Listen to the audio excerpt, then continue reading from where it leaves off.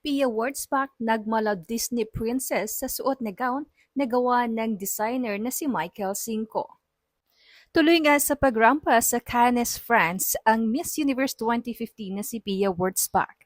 At nito ngang nakaraan ay inirampa niya ang gawa ng Filipino international designer na si Michael Cinco.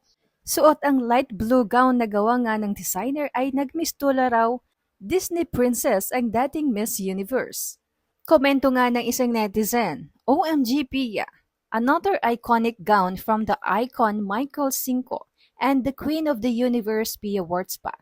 My most favorite look after Pia's Miss Universe final gown, guess what? That one was also made by Michael Cinco. Maging si Dr. Vicky Bello nga ay napakomento. Aniya, grabe, you're so mesmerizing. Oh, to be you. Dagdag komento pa naman ng isa, no other celebrity could